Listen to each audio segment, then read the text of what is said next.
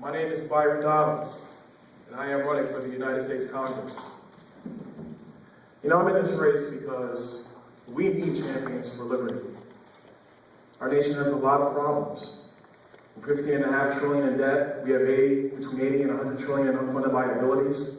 Our education system is failing our kids. Our healthcare system is in need of real reform even after we repeal Obamacare. Our immigration state is a mess. Social Security, Medicare, Medicaid are unsustainable, and I can go on and on and on. But the question in this race really isn't about the problems. It's which one of us has the ability to solve them and to fix them. As I've gone through this process, I've been asked a ton of questions, but the number one question, Gary alluded to it earlier, what sets you apart from the other people in this race? Well, I won't go back to my bio. That's already been supplied. But I don't believe Barack Obama is our political opponent. I believe he's just a man.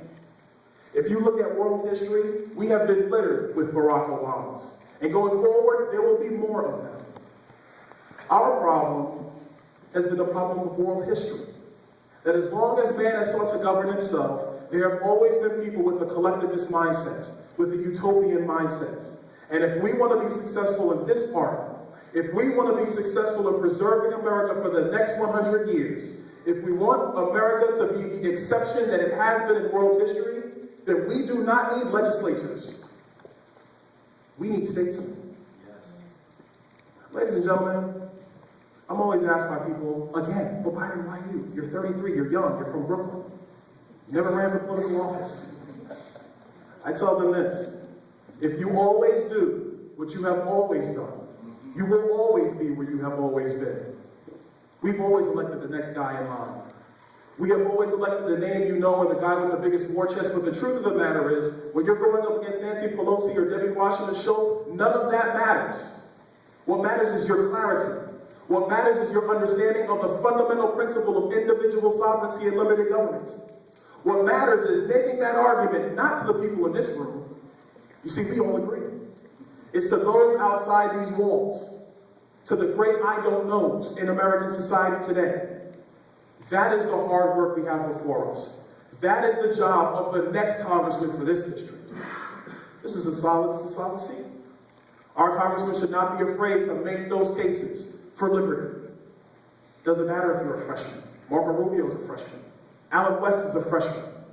And although they may not have control of the legislative process, they have no problems making that argument for all people. That is the job for the next congressman of this district. That is why I am in this race. Ladies and gentlemen, we have a country to save. My name is Byron, and I am running for the United States Congress. And I am asking for your help. I am asking for your support. And I am asking for your vote. God bless you all, and God bless this great nation.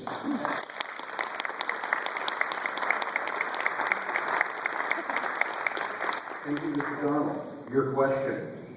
What is your position on the President's idea of reducing the size of the military to the point we are only able to fight on one front? The President is absolutely wrong.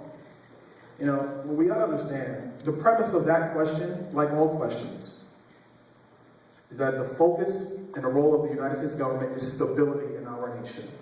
And part of the way you address that stability is that our military has to be strong enough to fight on multiple fronts, so that we can come in this building and do what we're doing right now. So that the Tea Party movement can go in Centennial Park on Sunday. Stability is the key to our society. And if the President thinks that reducing our military to be able to fight on one front is somehow going to be better for us, he is fooling himself. He's fooling himself, and we are fools if we follow him. Stability is the core of American government. That's what we have to preserve, and our military firepower is the number one way we do that. Thank you, sir.